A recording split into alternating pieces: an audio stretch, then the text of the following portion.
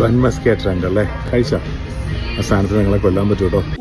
Duronto express ഇവിടെ ഉണ്ടായിരുന്ന എനിക്ക് എവിടെ അനീതി കണ്ടാലും അതിനെ എതിർക്കാനുള്ള ഒരു മനോഭാവം വളരെ ചെറുപ്പത്തിലേ ഉണ്ടായിരുന്നു. 1 കിലോ അത്യാവശ്യം വില കുറഞ്ഞ ബട്ടൺ ഒരു 600 രൂപ. പ്രോപ്പറായിട്ടൊരു ബൺമസ്ക് ഉണ്ടാക്കാൻ ബേസിക് ഇൻഗ്രീഡിയൻ കോസ്റ്റ് മാത്രം മേ ബി 50. പിന്നെ എങ്ങനെയാണ് ഇപ്പൊ വിറ്റുകൊണ്ടിരിക്കുന്ന വിലക്ക് അതൊക്കെ വിൽക്കാൻ പറ്റുക? അത് ഞാനൊരു ഇരട്ട വരയിട്ട ബുക്കിൽ എഴുതി തരാം, സൗകര്യം പോലെ ഇരുന്ന് വായിച്ചോ. സിമ്പിൾ ബട്ടറിൽ ഉപയോഗിക്കുന്ന ഡാൽഡയാണോ? അതൊന്നുമല്ല, അതിനേക്കാളും വില കുറഞ്ഞ സാധനമുണ്ട്, മാജറിയും. 1 കിലോയ്ക്ക് 80 ചില്ലറ രൂപയുള്ളൂ. ബട്ടറിനെക്കാളും കാണാൻ ഫിനിഷിങ്, വെൽവെറ്റിയ, സോഫ്റ്റ്, പൊളിയ. പക്ഷെ സാധനം കഴിച്ചു കഴിഞ്ഞാൽ ചെറുതായിട്ട് കത്തു. എടാ നാറി, നിനക്ക് നാണമുണ്ടോ? എടാ മുതുകാളെ, നിനക്ക് ഇതിന് എന്ത് സുഖം കിട്ടുന്നത്? ഒരു തവണ കഴിച്ചാലല്ല, നിങ്ങൾ ആ ട്രെൻഡ് എൻജോയ് ചെയ്തിട്ടുണ്ടാവും. 1, 2, 3, 10 തവണ കഴിച്ചിട്ടുണ്ടാവും. സ്ഥിരമാക്കണ്ട. മലയാളികൾ അങ്ങനെയാണല്ല. ഈ ഫ്രഞ്ച് ഫ്രൈസ് ഒക്കെ ജങ്ക് ഫുഡാണ് അറിഞ്ഞുകൊണ്ട് നമ്മൾ ജങ്ക് ഫുഡ് കഴിക്കുന്നത്. പക്ഷെ ബൺമസ്ക് ഒന്നും അങ്ങനെ അല്ല. ബൺമസ്ക് നിങ്ങളെ പിടിച്ച് കടിച്ച നീ അവന്റെ ബിസിനസ് കൂട്ടിക്കൂടെ? പിന്നെ ബിസിനസ് നീ അത് വിട. നിങ്ങളോട് എനിക്കൊരു ദേഷ്യമില്ല. വിവരമില്ലായ്മ ഒരു കുറ്റമല്ലല്ലോ. അതെ, വിൽക്കുന്നവരും പറഞ്ഞിട്ട് കാര്യമില്ല, വാങ്ങുന്നവരും പറഞ്ഞിട്ട് കാര്യമില്ല. ഇത് എന്നാത്തിന്റെ കേടാണ്? നിങ്ങൾ ജീവിക്കുന്ന എന്തിനു വേണ്ടിയാ? എനിക്കും എന്റെ കുടുംബത്തിനും വേണ്ടിട്ട്. അവൻ ജീവിക്കുന്നത് പറക്കാനാ.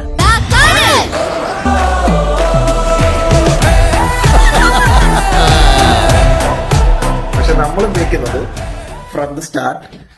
നിങ്ങൾ എല്ലാ വീഡിയോസിലും കണ്ടിട്ടുണ്ടാവും അമൂലിന്റെ ബട്ടർ, അമൂലിന്റെ ഡിസ്ട്രിബ്യൂട്ടറുടെ നിന്ന് മേടിക്കുന്നതും കണ്ടിട്ടുണ്ടാവും, സ്റ്റോക്ക് ചെയ്യുന്നത് കണ്ടിട്ടുണ്ടാവും. ഞങ്ങൾ പ്യുവർ ബട്ടറാണ്.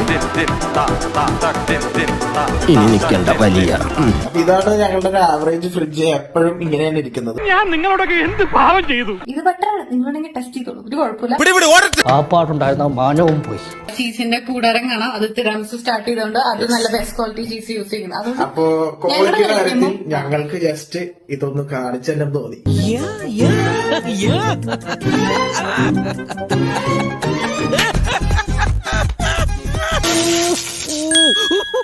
അമൂല്, മിൽമ തുടങ്ങിയ ബ്രാൻഡുകൾ ഹോസ്പിറ്റാലിറ്റി ഇൻഡസ്ട്രീനെ സീരിയസ് ആയി എടുക്കുന്നവരുടെ മുമ്പിൽ എപ്പോഴും ഒരു ചോദ്യം.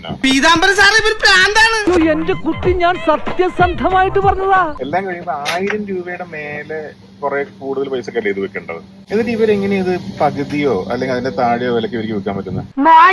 നീ ഊതിക്കുക, പക്ഷേ അതിപ്പോഴൂതുന്ന ആസനത്തിലൂത്. ഒരു പിടിയും കിട്ടുന്നില്ല ആലോചിച്ചിട്ട്. അതുകൊണ്ട് തന്നെ കൊള്ളാവുന്നൊരു ബിരിയാണിക്കാരൻ മിൽമയുടെ അമൂലിന്റെ നെയ്യ് കൊടുത്താൽ അംഗീകരിക്കില്ല. ഞങ്ങളാരും പൊതുവെ മിൽമയുടെ അമൂലിന്റെ ബട്ടറോ ഗീയോ ഒന്നും ഉപയോഗിക്കാറില്ല. ഏത് റൂട്ടിലേക്കാ വണ്ടി തിരിക്കണേന്ന് എനിക്കിപ്പോ മനസ്സിലായി. നിങ്ങൾ എന്തിനാണ് ഈ ബൺമസ്കൊക്കെ വെക്കുന്ന പാവങ്ങളെ പറ്റി ഇങ്ങനെയൊക്കെ പറയുന്നത്?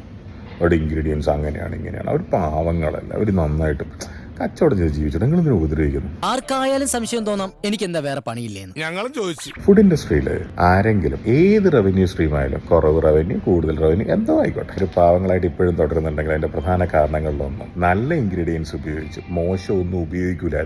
എത്ര ഓപ്ഷൻസ് ഉണ്ടെങ്കിലും നിങ്ങളുടെ ആരോഗ്യത്തിന് ദോഷം വരുന്ന ഒന്നും ഉപയോഗിക്കില്ല എന്ന് നിർബന്ധമുള്ള ആൾക്കാരാണ്. ജീവിതത്തിലെ വലിയൊരു തത്വം അപ്പച്ചനിപ്പോ പറഞ്ഞത് ഒന്ന് അനുഗ്രഹിച്ചു. നിങ്ങളുടെ ആരോഗ്യത്തിന് ദോഷം വരുന്ന ഒന്നും ഉപയോഗിക്കില്ല എന്ന് നിർബന്ധമുള്ള ആൾക്കാരാണ്. അതാണ് അതിന്റെ പ്രധാന കാരണം. ഒരു ഉദാഹരണം പറയാം, ഞങ്ങൾ ഉപയോഗിക്കുന്ന വെളിച്ചെണ്ണ. ഇനി ഇവിടെ കുഴപ്പമില്ല. കേട്ട് കേട്ട് ഞാൻ മടുത്തു. നിങ്ങൾക്ക് ഒടുക്കത്തെ ബിഡൻസ് ഒന്നും നിർത്തിക്കൂട്. പ്രായം കൊറേ ആയല്ലേ. മിൽക്ക് എന്ന് പറയുന്ന സാധനം ഭയങ്കര കുഴപ്പമാണ്. 30% ഇന്ത്യക്കാർക്ക് മാത്രമേ പാല് നന്നായി ദഹിപ്പിക്കാൻ പറ്റുള്ളൂ ഇന്ത്യൻ സബ് കോണ്ടിനെന്റ്. 70% പേര് അത് കഴിച്ചു കഴിഞ്ഞാൽ ഭയങ്കര പ്രശ്നത്തിലാവും. ഒരു കുത്തിത്തിരിപ്പുണ്ടാക്കിയപ്പോ എന്തൊരാശ്വാസം.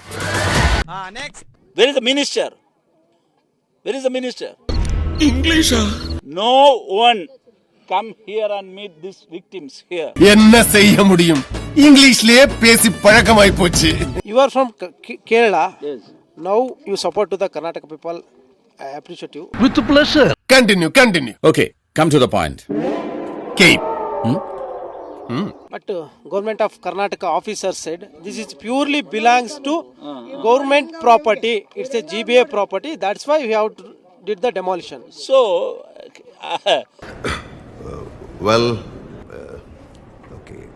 സണ്ണി പറഞ്ഞുകൊണ്ട് മാത്രമാണ് ഞങ്ങൾ വന്നത്. ഞങ്ങൾക്ക് അവിടെ നാട്ടിൽ വേലയും കൂലിയില്ലാത്ത ആൾക്കാരൊന്നുമില്ല. ഞങ്ങളെപ്പറ്റി അന്വേഷിച്ചില്ലെങ്കിൽ അവിടെ പോയി അന്വേഷിച്ചാലേ മനസ്സിലാവും. Can you the government of Karnataka make a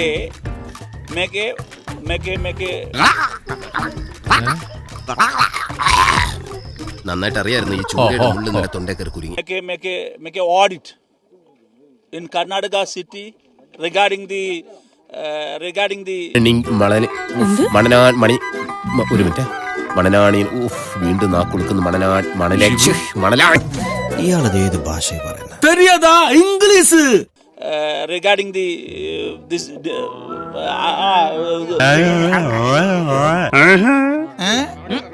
ഇല്ലെന്ന്. അതായത് മറ്റേ ഈ പറഞ്ഞോളൂ, മറ്റേ ഇതല്ലടാ. regarding the this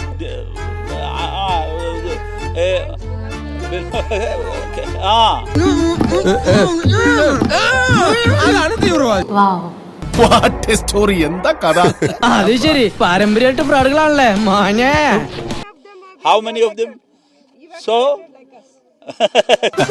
okay the government, so because why did the here why only the pure, why only the pure?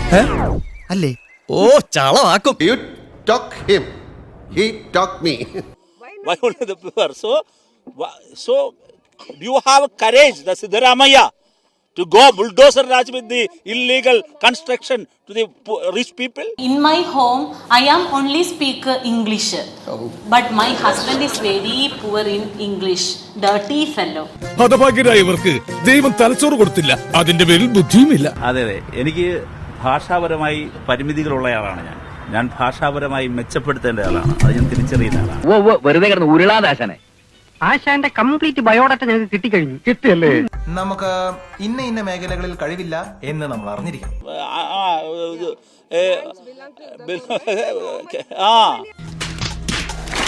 Okay bye. Next patient. Meet Anwin Jose. ഞാൻ അൻവിൻ. ഞാൻ ഇവിടെ വന്നതേ ഞങ്ങൾ തമ്മിൽ ഒരു ബിസിനസ് പ്ലാൻ സംസാരിക്കാനാണ്. ബിസിനസ് നടത്തി പൊളിയാനോ? കല്യാണം എന്നൊരു പ്ലാൻ ഉണ്ടോ? ഇല്ല. കല്യാണം എനിക്ക് വിരോധമാണോ? വിരോധമൊന്നുമില്ല. ഇപ്പൊ എന്തായാലും പ്ലാൻ ഇല്ല. ഇങ്ങോട്ട് വന്നേ നീ, എന്നിട്ട് ഇങ്ങോട്ട് നിന്നേ നീ. അപ്പൊ പിന്നെ ഇതാരാ അൻവിനെ? ഈ നിലമ്പൂറുള്ള കൊച്ചിനെ മറന്നോ? നമസ്തേ. വെറുതെ പോരടിച്ചിപ്പ സമയം കളയാൻ ഒരു തമാശക്ക് പോട്ടെ. ഇയാള് മൾട്ടി മില്യണർ ആണെന്ന് പറഞ്ഞിരിക്കുന്ന സമയത്തും ഈ കുട്ടിക്ക് കോളേജിൽ പഠിക്കാനുള്ള ഫീസിന് വേണ്ടിയിട്ട് ഗോ ഫണ്ട് മീ പേജ് വരെ കുട്ടിക്ക് തുടങ്ങേണ്ടി വന്നു.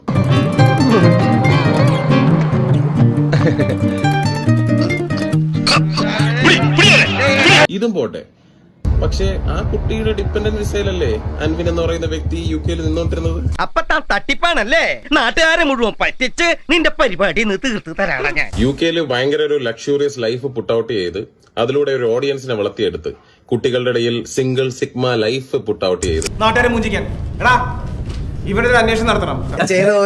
ഒരു ബിസിനസ് ഫെയിൽ ആയിട്ടില്ല, ഇതുവരെ ഫെയിൽ ആയിട്ടില്ല, ഇതും ഫെയിൽ ആവില്ല. ഇതിന്റെ കോൺഫിഡൻസ് അല്ല, അഹങ്കാരം. എത്ര ബിസിനസ് ചെയ്ത് പാളിയിട്ടില്ല. ചെയ്തൊക്കെ സക്സസ്. നിങ്ങൾക്കൊരു സത്യം അറിയോ? ഞാൻ ഒരു വലിയ സംഭവം. സത്യം. മൾട്ടി മില്യണർ ബിസിനസ് എംപയർ ഉണ്ടായിരുന്ന, എന്നിട്ട് 2023 റിട്ടയർ ആയ 21 മുകളിൽ കാർ കളക്ഷൻ ഉള്ള ഒരു കാർ എന്തൂസിയാസ്റ്റ്.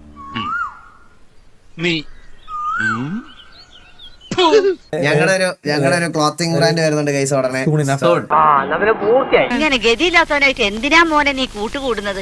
കറന്റ് ഇപ്പൊ എന്നാലും എത്ര വണ്ടി ഉണ്ടാവും? ഞാൻ ഇന്റർവ്യൂ കാണോട് വിരലിൽ എണ്ണാൻ പറ്റാത്തത്, എന്നാലും ഒരു എക്സാക്ട് കൗണ്ട് വിരലിടാനൊക്കെ പറ്റി 21 വണ്ടി. 21 വണ്ടിയോ അൻവിനെ? വഞ്ചി ഇങ്ങനെ തള്ളി മലത്താണല്ലോ. എന്താണ് പറയുന്നത്? ഇപ്പൊ 21 വണ്ടി എന്ന് പറഞ്ഞാൽ എനിക്ക് കാണിക്കാൻ പറ്റത്തില്ല, കാരണം നാളെ വിറ്റ് കളയും. നാളെ വിറ്റ് കളയുമ്പോ പറയും പുള്ളി തള്ളിതാ, പുള്ളിയുടെ വണ്ടി അല്ലെന്ന് പറയത്തില്ല. അപ്പൊ അങ്ങനെ പറയുമ്പോ നമ്മള് ഇതൊക്കെ വിറ്റ് കളയും. എല്ലാത്തിന്റെ പഴുതുകൾ അടച്ചായിരിക്കും അവന്റെ തള്ളു. പോയിട്ടോ. ആ സെക്കൻഡ് ഹാൻഡ് BMW പിന്നെ ആ വർക്ക്ഷോപ്പിൽ കിടക്കുന്ന ഒരു വണ്ടി ഉണ്ടല്ലോ, ഒരു നിസാൻ പെട്രോൾ. അതും വർക്ക്ഷോപ്പിൽ നിന്ന് എടുക്കാനെന്നുള്ള പൈസ ഇല്ലാതെ അങ്ങനെ തന്നെ കിടക്കുന്നുണ്ട് ഒരു വർഷമായിട്ട് ആ വണ്ടി. അതും അല്ലാതെ വേറെ ഏത് വണ്ടിയാണ് അൻവിന്റെ പേരിൽ രജിസ്റ്റേർഡ് ആയിട്ടുള്ളത് UK? എന്താ ഉറക്കം വരുന്നു.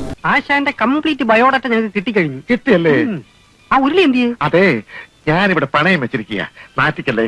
അതുപോലെ തന്നെ താമസിച്ചുകൊണ്ടിരിക്കുന്ന ഫാം ഹൗസ്, ആ റെന്റഡ് ആയിട്ടുള്ള ഒരു ഫാം ഹൗസ് ഉണ്ടല്ലോ, ആ പറയുന്ന ഫാം ഹൗസിന്റെ റെന്റ് കൊടുക്കാതിരുന്നിട്ടുണ്ടോ? അത് മേടിച്ചതാണെന്ന് പറയരുത്. 2017 അത് മേടിച്ചതാരാണെന്നുള്ള ഡീറ്റെയിൽ ഉണ്ട്. അത് ഞാനിവിടെ ഔട്ടാക്കുന്നില്ല. പണിയെടുത്ത് തിന്നണമെന്നൊക്കെ ആഗ്രഹമുണ്ട് സാറേ, പക്ഷെ പറഞ്ഞു പറ്റിച്ച് തിന്നാലേ വായിന്നിറങ്ങുള്ളൂ. ശീലായിപ്പോയി. ഞങ്ങളതൊരു പറഞ്ഞില്ലേ, ഞാനാണെങ്കിൽ ഇത് ആദ്യം ഒറ്റയ്ക്ക് ചെയ്യണമെന്ന് വിചാരിച്ച്, സത്യം ലിറ്ററലി ഞാൻ പറഞ്ഞ ഒറ്റയ്ക്ക് ചെയ്യണം. എനിക്ക് പാർട്ട്ണർഷിപ്പ് ഒക്കെ പേടിയാ, ആൾക്കാരെ എങ്ങനെ ഇതാക്കണം എന്നുള്ളൊരു സാധനം പേടി ഉണ്ടായിരുന്നു. ഒരക്ഷരം പോലും തെറ്റിയില്ല. അവിടെ ഒരുപാട് സ്കാമും കാര്യങ്ങളും ഇതുപോലെ നടക്കുന്നുണ്ട്. കുറെ പേര് റിവീൽ ചെയ്യാൻ ശ്രമിക്കുന്ന ആൾക്കാരുണ്ട്. ഇതൊക്കെ നടക്കും, നമ്മളെ മൈൻഡ് ചെയ്യണ്ട. സത്യസന്ധനായ കള്ളൻ. ഈ വീഡിയോ പുറത്തു വരാതിരിക്കാൻ വേണ്ടിയിട്ട് എന്റെ കൂട്ടുകാരെ വരെ ത്രെറ്റ് ചെയ്തിട്ടുണ്ടായിരുന്നു ഇവരുടെ ടീം. എന്തിന്? സെറ്റിൽമെന്റ് ഓഫറിൽ വരെ വന്നിരുന്നു. കണ്ണിൽ കണ്ട സത്യം ടാർസൂസ് എവിടെയും പറയും. കമ്മിങ് ടു ദ പോയിന്റ്, ഇതൊരു 3 പാർട്ടുള്ള സീരീസ് ആയിരിക്കും. ഇപ്പൊ നിങ്ങൾ കണ്ടത് ഒരു ട്രെയിലർ മാത്രം.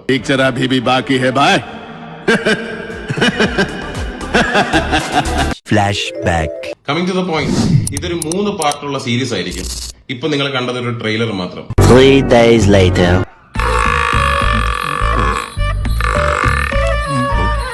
എന്താ സംഭവിച്ചെന്ന് വെച്ച് കഴിഞ്ഞാൽ ചെറുതായിട്ടൊന്ന് പാടിയത്. The black BMW's emoji is clear. അൻവിന്റെ ബ്ലൂ എമോറ്റി ആണ് ക്ലിയർ അല്ലാത്തത്. ആ സെക്കൻഡ് ഹാൻഡ് BMWയും പിന്നെ വർക്ക്ഷോപ്പിൽ കിടക്കുന്ന ഒരു വണ്ടി ഉണ്ടല്ലോ, ഒരു നിസാൻ പെട്രോൾ. അത് വർക്ക്ഷോപ്പിൽ നിന്ന് എടുക്കാനെന്ന പൈസ ഇല്ലാതെ അങ്ങനെ തന്നെ കിടക്കുന്നുണ്ട് ഒരു വർഷമായിട്ട് ആ വണ്ടി. അതും അല്ലാതെ വേറെ ഏത് വണ്ടിയാണ് അൻവിന്റെ പേരിൽ രജിസ്റ്റേർഡ് ആയിട്ടുള്ളത് UK-ൽ? സാറേ ആ സമയത്ത് മാസിലങ്ങ് ആയിപ്പോയാണ് സാറേ അങ്ങനെയൊക്കെ. ഇതൊക്കെ ശ്രദ്ധിക്കണ്ടേ? Black emoji was clear. But I was this close. എനിക്കിപ്പോ നല്ല ആശ്വാസം തോന്നുന്നുണ്ട്. ഇവൻ ബുദ്ധിമാനാണോ അല്ല ബുദ്ധിരാക്ഷസനാണോ എന്നൊക്കെയുള്ള സംശയങ്ങൾ ഉണ്ടായിരുന്നേ. ആ കൺഫ്യൂഷൻ മാറി കിട്ടി. കുത്തം തമാശ പറയില്ലേ ഗുബാജി? ആദ്യം ഇട്ട വീഡിയോ പുള്ളി ആർക്കൈവ് ചെയ്തായിരുന്നു. ആർക്കൈവ് ചെയ്ത സമയത്താണ് നമ്മളടുത്ത് ഈ ഡൗട്ട് ഉയർന്നത്. അതായത് ഇട്ടിരുന്ന വണ്ടി ഈ BMW ആയിരുന്നു എന്നുള്ളത്. അയ്യോ, എന്നിട്ട് എന്ത് പറ്റി? പക്ഷേ വീഡിയോയിൽ പരാമർശ video black BMW rather than the blue BMW number be put out for. എന്തോ എവിടെ ഒരു പെശക പറ്റിയിട്ടുണ്ട്, അല്ലാതെ വേറൊന്നും അല്ല. നീ വന്നേ. റെസ്പോൺസിബിലിറ്റിയും അക്കൗണ്ടബിലിറ്റിയും ഉള്ള ഒരു വ്യക്തിയായത് കാരണം 25 മിനിറ്റ് ആയിരുന്നു വീഡിയോ പുട്ട് ഔട്ട് ചെയ്തിരുന്നത്. 25 മിനിറ്റിൽ ഐ ഡിലീറ്റഡ് ദാറ്റ് വീഡിയോ. രാത്രി ഒരുപോലെ കണ്ണടക്കാതിരുന്നുണ്ടാക്കിയത്.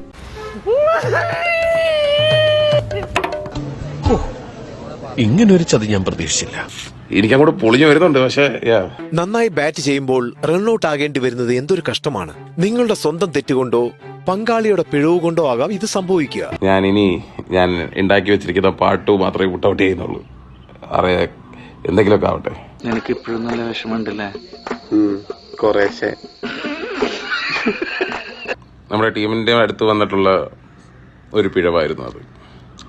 കാരണം എനിക്ക് ഈ പറയുന്ന റീൽസ് കാണാൻ പറ്റില്ല. Because it was archived at that time and my team was behind all those things. But I take full accountability for that shit. നീ അന്ന് നോവിച്ച് വിട്ടതൊരു പാമ്പിനെയാടാ. എന്നാ പിന്നെ ഞങ്ങളങ്ങോട്ട് ഒരു വശത്ത്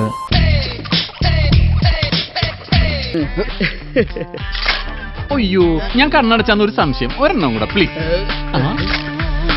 മറുവശത്ത് എല്ലാ പരിപാടിയും കഴിഞ്ഞ് തിരിച്ചിവിടെ എത്തിയപ്പോഴത്തേക്ക് സോഷ്യൽ മീഡിയയിൽ കുറേ കമൻറ്റുകൾ, കുറച്ച് ആളുകളുടെ വീഡിയോ ഒക്കെ കണ്ടതിന് ശേഷം ഫൈസൽ മലബാർ ഫേസ്ബുക്കിനകത്ത് എഴുതിയിട്ട പോസ്റ്റ് ഞാനിവിടെ സൈഡിൽ കൊടുക്കാം. എൻ്റെ ഗൃഹപ്രവേശന ചടങ്ങുകളിൽ സമൂഹത്തിലെ വ്യത്യസ്ത മേഖലകളിൽ നിന്നുള്ള നിരവധി പ്രമുഖ വ്യക്തികൾ പങ്കെടുത്തു. ആഗോളതലത്തിൽ ബിസിനസ് രംഗത്ത് പ്രവർത്തിക്കുന്ന ഞങ്ങളെ സംബന്ധിച്ചിടത്തോളം എല്ലാതരം സൗഹൃദങ്ങളും കാത്തു സൂക്ഷിക്കേണ്ടതുണ്ട്. നമ്മുടെ ബെല്ലാണ്. നമ്മ ഇതിനൊന്നും പോവാൻ പാടില്ല. എന്നാൽ എന്റെ പരിപാടിയിൽ 2 കുട്ടികൾ പങ്കെടുത്തത് എനിക്ക് മുൻകൂട്ടി അറിവുണ്ടായിട്ടില്ല.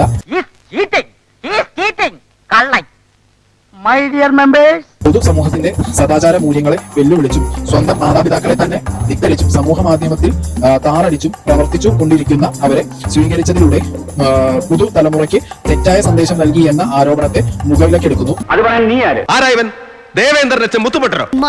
എന്നോട് പറഞ്ഞില്ല, തലടിച്ചാൻ പൊടിക്കില്ല. മൂല്യങ്ങൾ സംരക്ഷിക്കുന്നതിൽ ഒരു വിട്ടുവീഴ്ചയും പാടില്ല എന്ന് തിരിച്ചറിഞ്ഞുകൊണ്ട് എന്റെ ആത്മാർത്ഥമായ ഖേദം അറിയിക്കുകയും സമൂഹത്തോട് ക്ഷമ ചോദിക്കുകയും ചെയ്യുന്നു. അത് ഇത്ര കഷ്ടമായി പോയിട്ടോ. എത്ര വിഷമം ഉണ്ടാവൂലേ? വളരെ മോശമായി പോയി. ഞാനത് നമ്മുടെ ഷെഫിന്റെ അകത്തേക്ക് ഇട്ടെടുത്ത്. ഏത് ഉളുപ്പുണ്ടടാ ചക്കണക്ക്. കാരണത്തിനാല് പെടകൊള്ളാത്തതിന്റെ വിവരക്കെടാ നീ പറയുന്നത്. ആദില നോറയെ കൃത്യമായിട്ട് ഈ ഫൈസൽ മലബാറിന്റെ മീഡിയ ടീം വിളിച്ചിട്ട് തന്നെയാണ് പോയത്.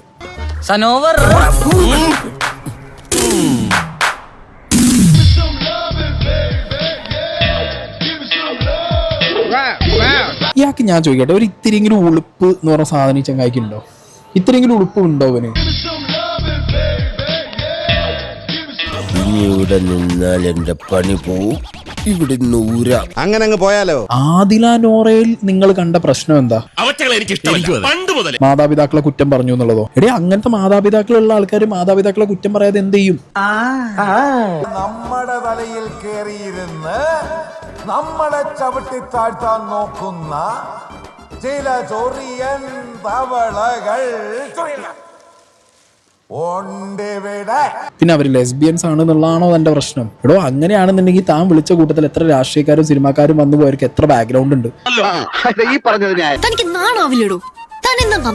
ഇവനൊക്കെ ഒരേ ഒരു സെൻസേ ഉള്ളൂ, നോൺസെൻസ്. തന്റെ വിഷയം എന്ന് പറഞ്ഞു കഴിഞ്ഞാൽ മതം തലക്കി പിടിച്ച കുറച്ച് ടീമുകൾ, അവർക്ക് എന്താണ്, ആദില നോറയെ കാണുമ്പോൾ ലേശം പൊട്ടും. ആ പൊട്ടിയത് കമന്റ് ബോക്സിൽ വന്നു. അതെ, എങ്ങനെ മനസ്സിലായി? മോനെ, കന്നിമാസം വന്നോന്നറിയാൻ പട്ടിക്ക് കലണ്ടർ നോക്കേണ്ട ആവശ്യമില്ല. അപ്പത്തേക്ക് താൻ ഈ ഉളുപ്പില്ലാത്ത പരിപാടിയായിട്ട് ഇറങ്ങി. ഇത്തരം വേണ്ടാതീരം കാണിക്കാനുള്ള ബുദ്ധി ഈ തന്തയില്ലാത്തവന്റെ തലയിലെ ഉദിക്കൂ എന്നെനിക്ക് നന്നായിട്ട് അറിയാം. ഒരു മര്യാദ വേണ്ടേ? ഇടയ്ക്ക് കയറി കർട്ടൻ വലിക്കാൻ നിന്ന ആ കയറിൽ തന്നെ ഞാൻ കെട്ടിത്തൂക്കും. എന്നാലും എന്നോടിത് വേണ്ടായിരുന്നു. Next patient. എന്താ പടത്തിന്റെ പേര്? മേശ ആൻഡ് കസേര. അയ്യോ, മേശ ആൻഡ് കസേരയല്ല.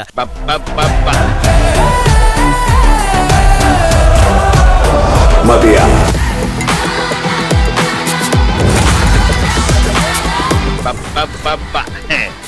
കേട്ടോ, മോഹൻലാലിനെ കുറച്ച് കാണിച്ചിട്ടുണ്ട്, അല്ലാതെ കാണിച്ചിട്ടുണ്ട്.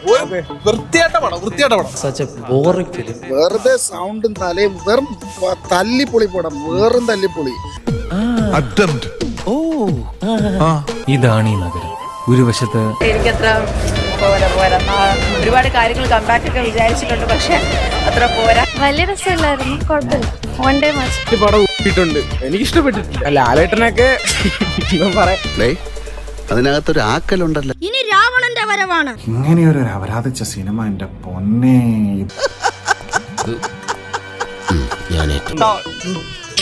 ഒന്നുമില്ല, ലോജിക് ഇല്ലായ്മയ്ക്ക് ഒരു ലോജിക് വേണം. അതില്ല. പടം ലാലേട്ടനെ മുതലാക്കി വിജയിച്ചാ ജയിച്ച്. മാതുക്കുട്ടി, നാട്ടിൽ നിന്നെ കുറിച്ച് എന്താ അഭിപ്രായം? സ്വയം ഇങ്ങനെ കോമാളിത്തരം കാണിക്കുക. ലാസ്റ്റ് ഒരു കാട്ടിലുള്ള ഒരു സീനൊക്കെ ഉണ്ട്. എന്റെ പൊന്നോ, കാട്ടിൽ കാട്ടവരാതം ലാലേട്ടന്റെ കഥ. തുടക്കം മുതൽ ഒടുക്കം വരെ ആളുകൾ എഴുന്നേറ്റ് നിന്ന് കൂവുക അത്ര. തിയേറ്ററിലെ സീറ്റുകളെല്ലാം കുത്തി കീറുക. മോഹൻലാലിനൊക്കെ കൊണ്ടുവന്ന് ചുമ്മാ അയാളെ വെറുതെ കോമാളി വേഷം കെട്ടിച്ച് ഈ സത്യമായി പറയുന്നവനായി ഈ രാജാക്കൻ ധൈര്യമായിട്ട് മൂഞ്ചിരിക്കുന്നു. ഒരുവിധം അങ്ങനെ ഉറപ്പിച്ചു വന്നതായിരുന്നു, സ്വല്പം അങ്ങോട്ട് മാറിപ്പോയി. എന്നെ മനഃപൂർവ്വം കരിവാരിത്തേക്കാൻ കുറച്ച് ആൾക്കാർ ഇറങ്ങിയിരിക്കുകയാണ്. ലാലേട്ടൻ ഇൻട്രോയിൽ മറ്റേ സാധനം ഉണ്ട്, ഷാൻജിയ സാധനം. ഞാൻ എന്താ ചിരിച്ചാൽ പവർ ഹൗസ്, ഞാൻ മറിച്ചാൽ മാങ്ങാത്തൊലി. അയ്യോ അമ്മേ, നീ ഇത്ര ചെളിയാവും ഞാൻ കരുതിയില്ല കേട്ടോ. കഴിഞ്ഞോ? ഇല്ല, പടം കൊള്ളത്തില്ല, അത്ര തന്നെ. നെഗറ്റീവ് ഒരു വകയ്ക്ക് കൊള്ളത്തില്ല പടം. മറുവശത്ത് ലാലേട്ടൻ തകർത്തുണ്ട്, ഇത് ആറാടുകയാണ്. നെഗറ്റീവ് പറയാൻ വേണ്ടി മാത്രം ഇവിടെ പറയുന്നുണ്ട്. അടിപൊളി പടം. ലാലേട്ടൻ തൂക്കി, ഒന്നും ചിന്തിക്കാതിരുന്ന് കാണുവാണെങ്കിൽ സെറ്റ് പടം. സെക്കൻഡ് ഹാഫിൽ ലാലേട്ടൻ തൂക്കി